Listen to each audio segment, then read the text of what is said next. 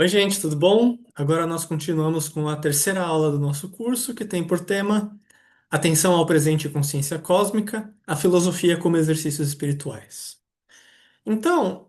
na última aula, nós vimos aí o que que seria a sabedoria, que a filosofia, enquanto amor à sabedoria, enquanto busca pela sabedoria, né, buscaria justamente alcançar. E vimos como essa sabedoria, de acordo com a filosofia antiga, tal como ela é exposta por Hadot, né? Não seria um acúmulo de conhecimentos teóricos abstratos, mas seria, antes de tudo, uma forma de ser no mundo, né? Um estado de perfeição no ser. E que, por isso mesmo, buscar a sabedoria significava buscar transformar a si mesmo, transformar quem se é, para se aproximar tanto quanto possível dessa condição de ser, dessa condição de perfeição no ser que seria a sabedoria, né? Mas a gente pode perguntar agora, então, afinal, o que que o filósofo faz, na sua vida para transformar a si mesmo e buscar se aproximar dessa condição de perfeição no ser que seria a sabedoria? Segundo Pierre Hadot, justamente o que ele faz é aquilo que o Hadot chama de exercícios espirituais.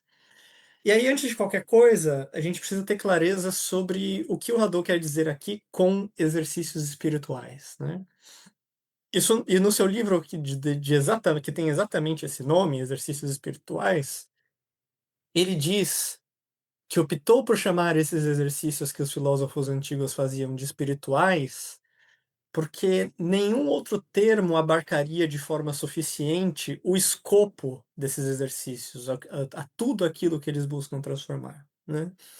E é importante notar, justamente, aqui falar de exercícios espirituais não tem a ver com o fato de que esses exercícios implicariam um compromisso com alguma doutrina religiosa específica, por exemplo, né? Ou um pertencimento a alguma comunidade religiosa, algum conjunto de crenças de qualquer ordem. Mas justamente se o Hadot escolhe falar sobre exercícios espirituais aqui,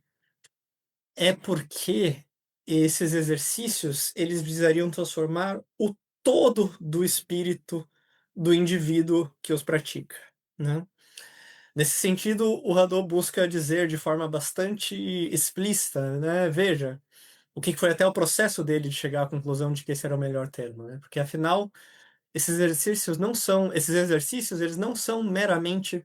exercícios intelectuais que visam simplesmente melhorar a nossa capacidade de raciocínio, por exemplo, ou nossa capacidade de argumentação, embora também envolva isso, né? Ou no caso do Sócrates, do Platão, a gente vê, por exemplo, um exemplo muito claro desse esforço de buscar raciocinar bem, né? Sendo consequente com as premissas que nós adotamos de comum acordo. Então, certamente envolve exercícios intelectuais, mas não envolve apenas isso, né? Também não bastaria chamar de exercícios éticos ou exercícios morais, exercícios que buscam transformar a maneira com que nós nos comportamos com os outros, né? A maneira com que nós nos relacionamos com os outros, embora certamente também envolva esse tipo de exercício, né? Afinal, parte da vida filosófica é de fato você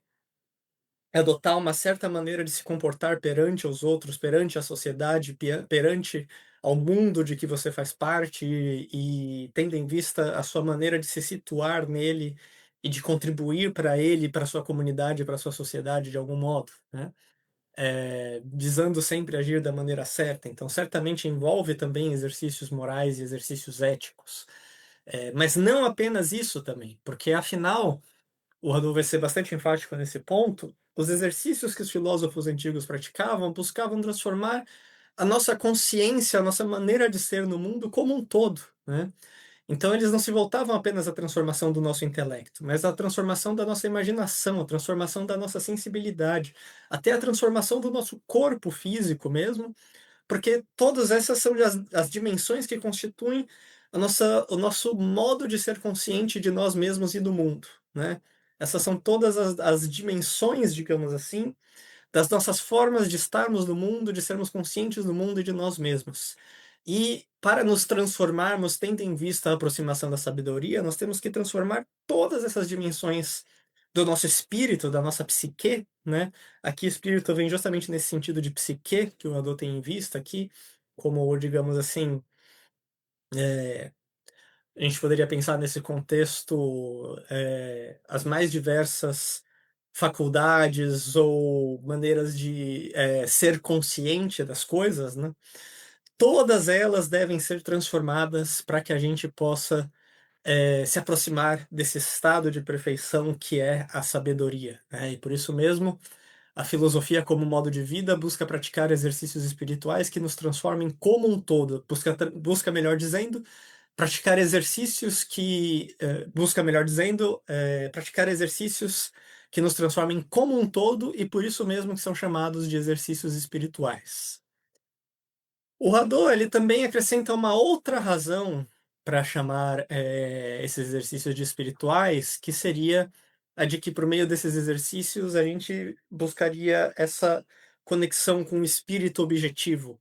o que a gente vai explicar um pouco melhor mais na sequência, o que o Hadot tem em mente quando ele fala dessa ideia de uma conexão com o espírito objetivo, né. O que de novo não necessariamente pressupõe, nenhuma doutrina religiosa em particular, mas tem a ver com uma certa forma de ser consciente de si mesmo e da sua relação com o todo do qual você faz parte, né. Bom, mas a gente ainda pode se perguntar, o que se faz exatamente nesses exercícios e de que maneira eles devem transformar o indivíduo a fim dele se aproximar desse estado de perfeição que seria a sabedoria, né. No capítulo 9 do O que é a filosofia antiga, o Hadot, ele faz uma espécie de análise geral dos exercícios espirituais na filosofia antiga, a partir da qual ele extrai, o que a gente poderia dizer que seriam como se fossem as formas mais gerais dos exercícios espirituais, né, os tipos mais gerais, desses exercícios espirituais, que ele divide,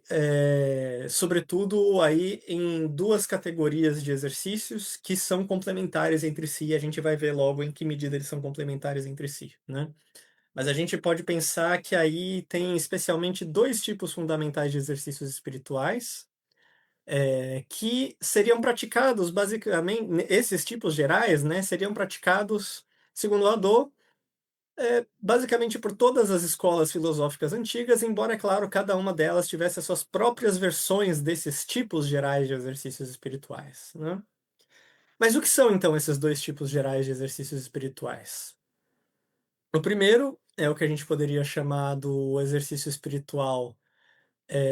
de concentração no eu e de atenção ao presente, né.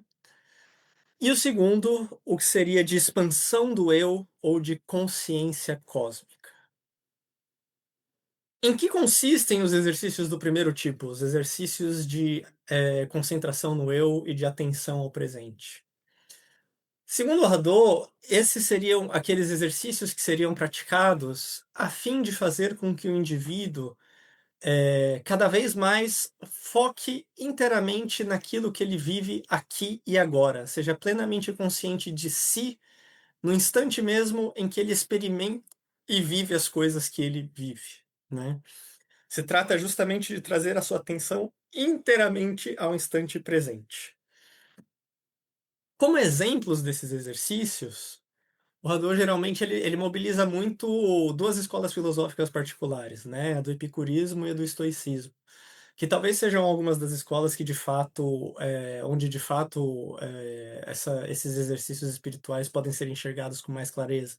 Embora, claro, o argumento do Hadot seja de que todas as escolas filosóficas antigas praticavam, que todas as escolas filosóficas antigas, praticavam, alguma versão, alguma variante de exercício espiritual para a transformação de si, né. Mas é interessante para nós, é importante para nós notar que muitos dos exemplos que o Hadot traz quando ele fala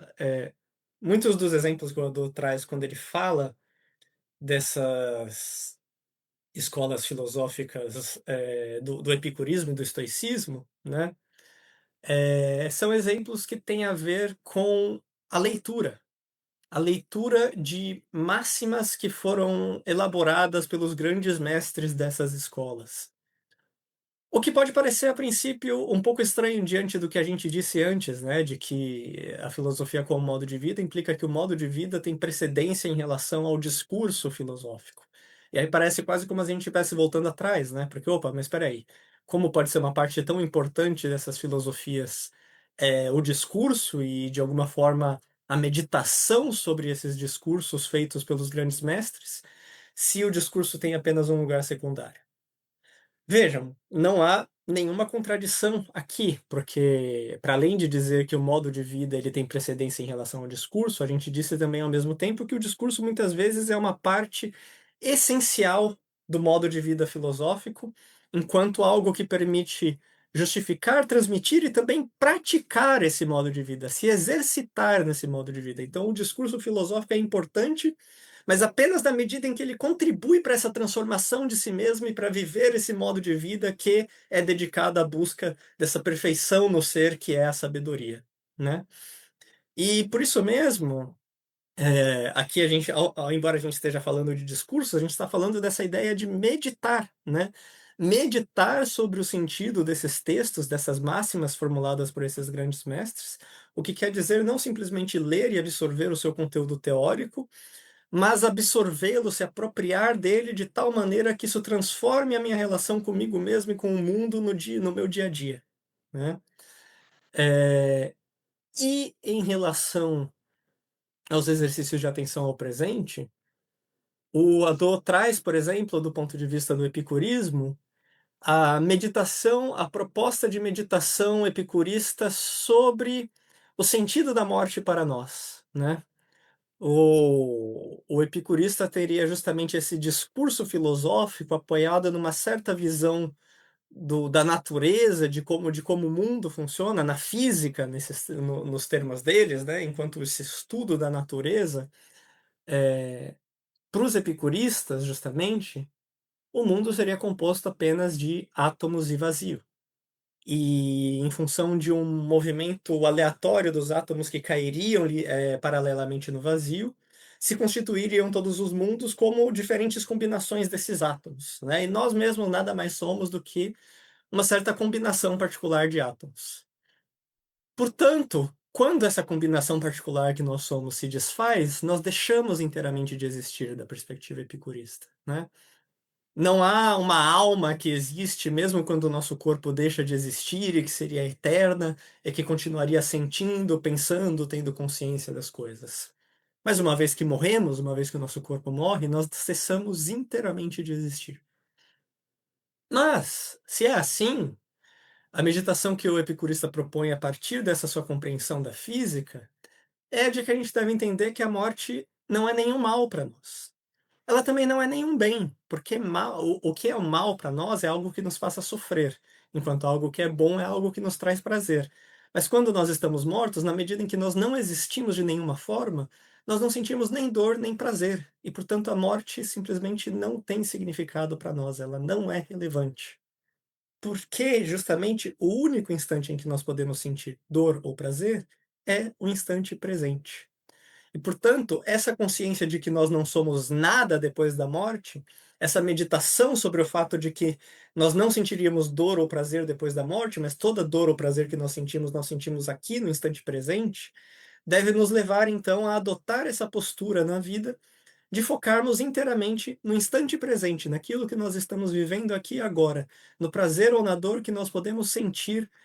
enquanto estamos vivos, e no instante em que estamos vivos, no instante em que nós estamos de fato vivendo as coisas, né. Por outro lado, trazendo um exemplo que vai, quase na contramão mesmo, a gente poderia dizer, dessa meditação epicurista, ele também fala do estoicismo, né, e eu acho muito interessante justamente ele trazer exemplos dessas 2 escolas, porque elas foram escolas tipicamente consideradas adversárias, né, nesse período da filosofia antiga, na filosofia helenista, eh, que tinham perspectivas do ponto de vista do discurso filosófico bastante distintas. Mas é exatamente por isso que é interessante mobilizar exemplos das 2, porque se pode mostrar que apesar dos discursos filosóficos distintos, o tipo de exercício filosófico que elas praticavam por meio desses discursos, ou os tipos de exercícios filosóficos que elas praticavam por meio desses discursos, eram fundamentalmente os mesmos, buscavam surtir fundamentalmente o mesmo tipo de transformação no indivíduo, que é o de fazer ele, nesse caso, no caso do exercício filosófico de concentração no eu, estar inteiramente atento ao instante presente, né? E para fazer isso, o estoicismo ele propõe um tipo de meditação bastante distinta, embora também ancorada num certo discurso filosófico sobre qual é a natureza da realidade, sobre a física, né? Porque segundo os estoicos, muito diferente da visão de mundo epicurista, muito diferente da física epicurista, o mundo não seria simplesmente composto de átomos e vazios, mas a totalidade do universo seria um único organismo gigantesco do qual nós fazemos parte e na qual tudo que ocorre, ocorre em função da manutenção, da preservação da existência desse organismo. De tal maneira que tudo que ocorre, ocorre de modo necessário e racional, né? E sempre como um fruto da conjunção de todos os elementos que pertencem a essa realidade maior, que é esse organismo, esse universo do qual nós fazemos parte, né? Ora, se é assim,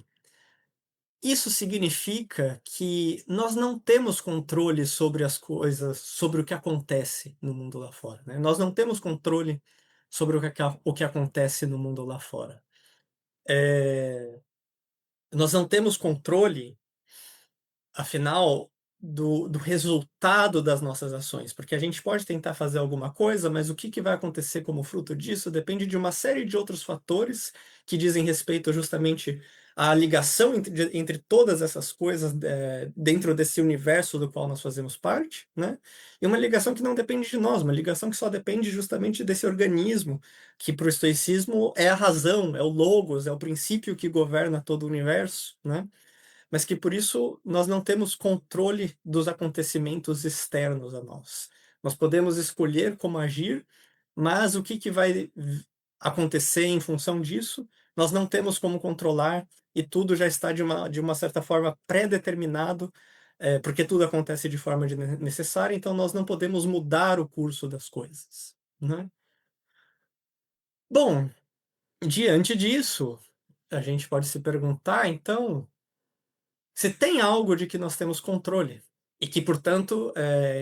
em que nós deveríamos focar, porque o que poderia ser um bem ou um mal para nós deve ser só o que a gente deve tratar como um bem para nós é só aquilo de que a gente tem controle, aquilo que a gente pode de fato controlar. E para os estoicos, nós temos controle de fato de alguma coisa que unicamente a intenção com que nós agimos, né? Se o resultado das minhas ações eu não posso prever e eu não tenho controle sobre isso, a única coisa que eu, enquanto parte integrante desses cosmos, tenho a possibilidade de controlar, a única parte que me cabe, por assim se dizer, enquanto parte desse cosmos, é a intenção com que eu ajo. E por isso é o meu dever buscar sempre ter plena consciência da intenção com que eu estou agindo, para poder buscar agir com a melhor intenção possível. Mas isso implica, então, mais uma vez, voltar inteiramente a atenção ao instante presente. Porque não importa o que vai acontecer depois, e não importa o que aconteceu antes. Importa sempre a intenção com que eu ajo aqui e agora. O que importa é ter consciência da intenção com que eu ajo no instante em que eu ajo. E, portanto, buscar sempre cultivar essa consciência de mim mesmo no presente, porque da mesma forma não se age, assim como não se tem prazer e dor no passado ou no futuro, mas sempre se tem prazer e dor aqui e agora, a gente não age no passado ou no futuro, a gente sempre age no instante presente. E, portanto, eu tenho que sempre ter consciência, focar a minha atenção no instante presente para que eu possa agir com a intenção correta. Então, vejam, apesar de por raciocínios bastante distintos, né, poderíamos dizer aí, usando os termos técnicos do Hadot, apesar de estarem em posse de dois discursos filosóficos bastante distintos, o estoicismo e o epicurismo, né? Ambos fazem um uso semelhante desses discursos filosóficos como uma ferramenta, como uma forma de exercício espiritual que deve ter como resultado produzir no indivíduo essa atenção, esse foco no instante presente, levá-lo a viver sempre no instante presente, né. E daí então a gente vê o que caracteriza essa primeira modalidade, de exercício espiritual, que é a modalidade de concentração no eu e de atenção ao presente. Concentração no eu justamente porque nesse sentido, o eu busca limitar a sua atenção inteiramente apenas àquilo que ele mesmo está vivendo aqui e agora no instante presente, né. O que seria então a segunda modalidade de de exercício espiritual, o segundo tipo fundamental de exercício espiritual? Esse que o Hadot chama de expansão do eu ou consciência cósmica. Por meio desse tipo de exercícios, segundo o Hadot, as filosofias antigas buscavam fazer o indivíduo se tornar consciente do seu pertencimento a uma realidade maior do que ele mesmo, né, dele ser parte de uma realidade que ultrapassa a sua realidade enquanto indivíduo, que ultrapassa o que ele é enquanto indivíduo. Ele faz parte de uma realidade maior do que a sua individualidade, do que a sua existência individual. E de fato, essa realidade maior corresponde mais verdadeiramente àquilo que ele realmente é, né, porque justamente, corresponde melhor a ao que ele realmente é, porque corresponde à sua natureza essencial, aquela natureza que perdura, que não é apenas a sua existência individual, mas é a sua existência enquanto parte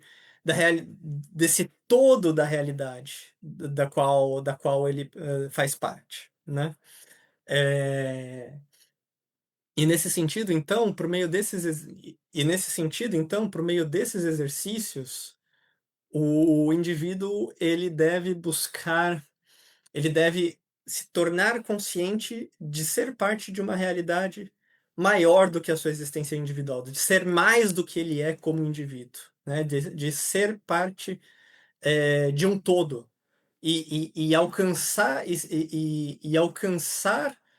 um olhar sobre as coisas a partir dessa perspectiva desse todo, que é aquilo que ele mais fundamentalmente é, porque é aquilo a partir da qual a sua própria existência individual se torna possível e sem a qual ele não poderia existir, né. Trata-se aqui então de por meio desses exercícios, permitir o que o indivíduo se coloque nisso que o Hadot chama da perspectiva do todo, né, se colocar no olhar passar a olhar para as coisas, não da perspectiva dos seus interesses individuais ou da sua condição enquanto um indivíduo particular, mas, da perspectiva desse todo do qual você é parte,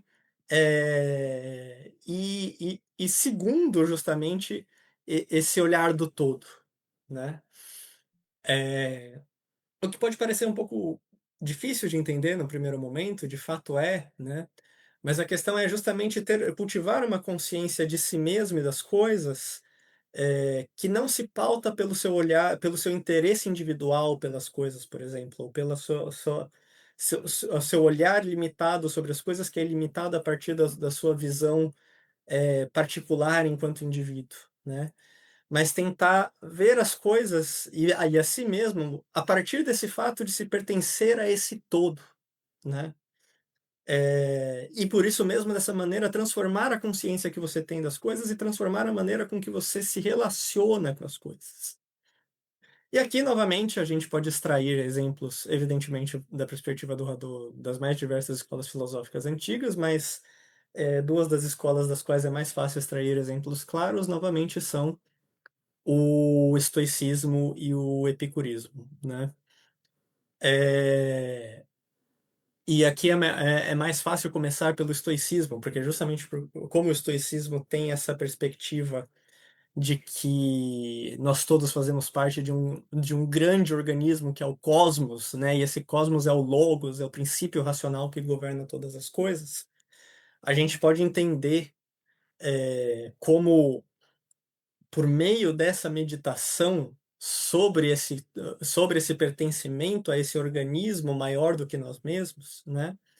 a gente é alçado a uma outra perspectiva sobre as coisas, que tem efeitos muito claros na maneira com que a gente se relaciona com os eventos do nosso dia a dia, e na maneira com que a gente se relaciona com os outros e com nós mesmos na medida em que as coisas nos afetam, né. Porque veja, dentro dessa perspectiva estoica, justamente, como já foi dito, tudo que ocorre, ocorre de maneira necessária para a manutenção desse organismo que é o cosmos, e, portanto, tudo que ocorre é racional, ocorre por uma razão. A gente poderia dizer, tudo é necessário, porque ocorre pela para a manutenção, desse organismo, portanto é racional, portanto é bom. E a gente poderia acrescentar, é bom porque as nossas vidas só são possíveis em função de nós sermos parte desse organismo. Então, tudo que serve para a manutenção da existência desse organismo, por definição, é o mais fundamental para nós mesmos e para nossa própria existência, né. Então, por isso, tudo que ocorre, da perspectiva do todo, é sempre bom. E, portanto, se a gente olha para as coisas não do nosso ponto de vista individual, mas do ponto de vista do fato de que nós pertencemos a esse todo, né, mas do ponto de vista desse todo do qual nós fazemos parte, e nesse sentido, do qual nós, que de alguma forma corresponde mais verdadeiramente a quem a gente é dessa perspectiva, né, porque é isso. Eu posso olhar as coisas do ponto de vista da minha existência limitada, enquanto indivíduo, mas eu posso olhar as coisas da perspectiva de que eu, na verdade, eh, sou, antes de tudo, como resultado desse todo, né. E existo em função desse todo, então esse todo corresponde mais verdadeiramente àquilo que eu sou. E, portanto, se eu olho para as coisas a partir desse todo de que eu faço parte, desse todo a que eu pertenço, tudo que acontece comigo, eu vou ver como um bem. Não vou tratar nada como sendo mal, né. Eh, Em certo sentido, eu não vou tratar como se fosse algo a que eu devesse me apegar de um ponto de vista individual, do tipo: "Ah, nossa, enriqueci, que bom, bacana, isso daí era o que eu precisava", né. Não. Daí vem essa ideia de você tratar todos os acontecimentos externos como indiferentes, porque você trata todos eles como igualmente necessários, e da perspectiva do todo eles são igualmente necessários. Da perspectiva do todo, não há por que considerar que algum deles seja ruim, porque todos eles têm sentido dentro dessa perspectiva do todo, né. Mas o que é interessante, desse olhar do estoico sobre os acontecimentos, e é uma coisa que o Rodin enfatiza na exposição que ele faz sobre isso no que é a filosofia antiga, é que por mais que isso seja, em certo sentido, uma indiferença, no sentido de você não privilegiar um acontecimento diante de outro, você não tratar um como sendo bom, outro como sendo, ruim, mas você tratar todos igualmente, portanto ser indiferente em relação a eles, não fazer diferença entre eles. Na verdade, essa indiferença é uma espécie de amor universal por todas as coisas. Precisamente porque todas as coisas do ponto de vista do todo são um bem, na verdade trata-se de tratar tudo igualmente como sendo igualmente bom, e portanto se trata de abraçar igualmente todas as coisas. E esse abraçar igualmente todas as coisas, de tal maneira que você não se deixa perturbar por elas, porque todas elas para você são igualmente necessárias, racionais e boas, é o que traz essa indiferença pensada aqui não como a gente hoje, quando a gente fala de indiferença, a gente pensa numa espécie de coisa cínica, né, como tipo: "Ah, tanto faz, não ligo", como se fosse alguma coisa de você não se conectar com aquilo que está acontecendo. Mas aqui é pelo contrário, é como, na verdade, é como você não fazer diferença entre os seus filhos, porque você ama eles igualmente, né. Aqui se trata desse amor igual a todas as coisas,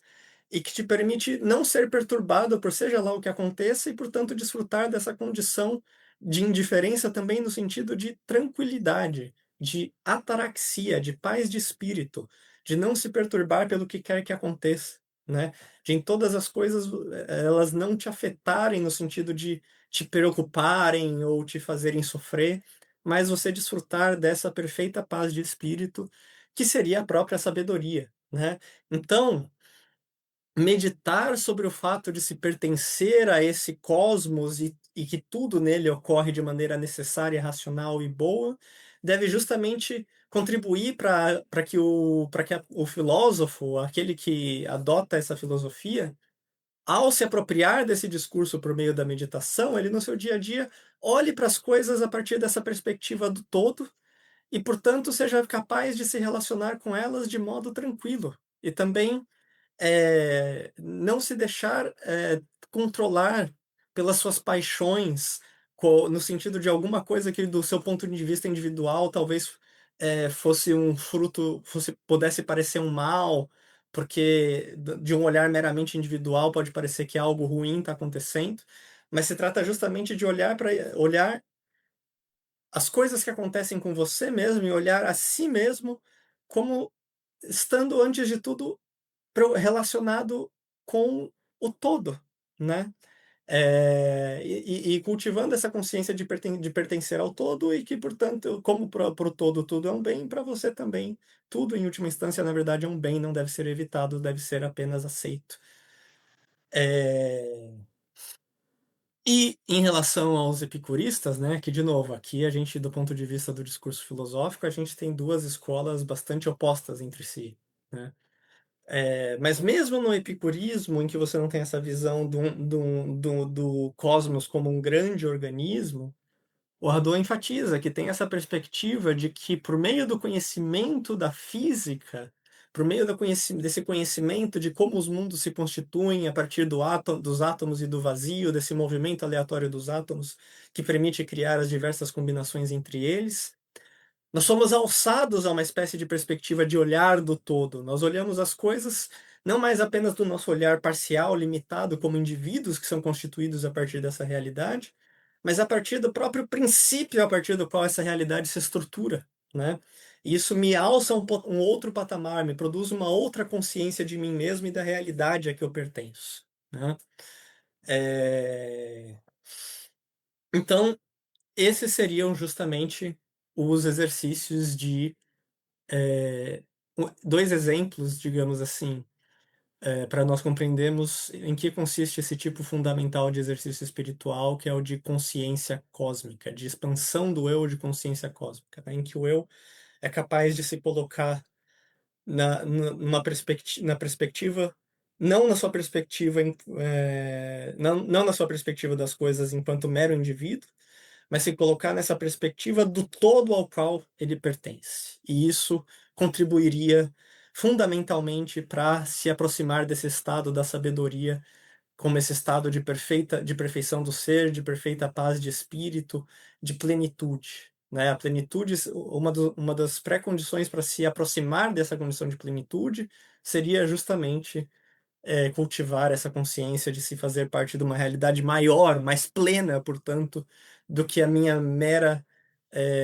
condição individual, que ultrapassa a minha mera condição como indivíduo, né.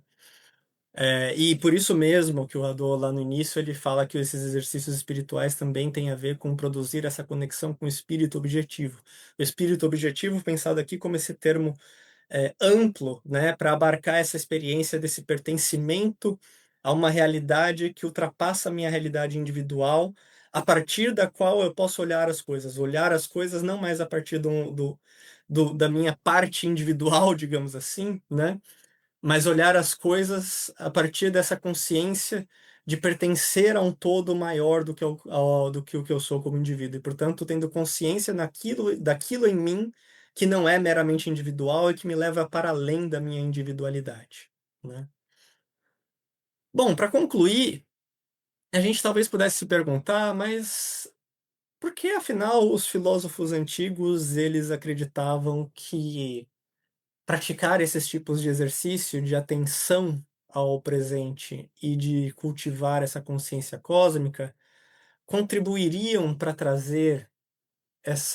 para nos aproximarmos desse estado de ser, desse estado de perfeição no ser que seria a sabedoria, né, enquanto esse estado de plenitude, de perfeita paz de espírito e assim por diante. Bom, aqui eu tenho uma formulação própria que não está exatamente presente no Hadot, mas acho que é possível extrair a partir do que ele fala, e que eu creio que nos ajuda bastante a entender esse vínculo entre essas 2 finalidades mais universais dos exercícios espirituais, e esse estado de sabedoria, né, que tem a ver com o seguinte raciocínio. Veja, justamente, para alcançar a sabedoria é um estado de ser e de plenitude no ser, né, de ser pleno. Ora, a gente pode pensar que, primeiro de tudo, eh, por que que a atenção, né, essa coisa de estar plenamente atento ao instante presente e ao nosso pertencimento a uma outra realidade, em que maneira isso poderia contribuir para a gente se aproximar desse ser pleno? Bom, em primeiro lugar, a gente pode dizer que é a nossa atenção que define a nossa presença, certo?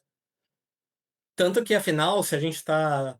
fazendo alguma coisa e a gente está muito distraído, muitas vezes se diz justamente: "Você não está nem aqui, você está em outro lugar", né. Porque é a nossa atenção que define o nosso modo de presença. Por outro lado, a gente pode dizer que é o nosso modo de presença que diz quem nós somos naquele contexto, né. Eh, é a nossa presença, é o quão presente nós estamos naquele contexto que diz quem nós somos exatamente naquele contexto, de que maneira nós estamos sendo naquele momento, né. Oras, então a gente fazendo aqui o caminho inverso, a gente pode pensar que se a gente disse em primeiro lugar, que a nossa atenção corresponde ao nosso modo de presença e o nosso modo de presença corresponde ao nosso modo de ser, então, se a gente quer alcançar a plenitude do ser, nós temos que estar plenamente presentes, o que implica ter atenção plena, tanto de quem nós somos e do que nós vivemos aqui e agora, quanto do quanto nesse momento nós estamos conectados com tudo aquilo que nos envolve, né. Então, a felicidade, pensada aqui como essa condição de sabedoria, de perfeita paz do espírito, que é a verdadeira felicidade para esses filósofos antigos, ela não é fruto de mais nada, a não ser de ser capaz de estar inteiramente presente e consciente aqui e agora. Inteiramente consciente de mim, de quem eu sou e da minha conexão com aquilo que me circunda. Ser consciente de tudo que me diz respeito à minha maneira de experimentar as coisas aqui e agora, e ser consciente de que nisso que eu experimento aqui, eu sou sempre mais do que eu sou como indivíduo, que essa experiência me ultrapassa os limites da minha mera condição individual e me abre para uma realidade maior do que eu mesmo, né. Só assim eu sou plenamente consciente, só assim eu sou plenamente atento, portanto plenamente presente e, portanto, sou de maneira plena, né. E é por isso que é nessa transformação da nossa atenção, antes de tudo, que os filósofos antigos buscavam nos aproximar dessa condição da sabedoria. Mas bom, para essa aula é isso, espero que vocês tenham gostado, nos vemos na nossa próxima aula.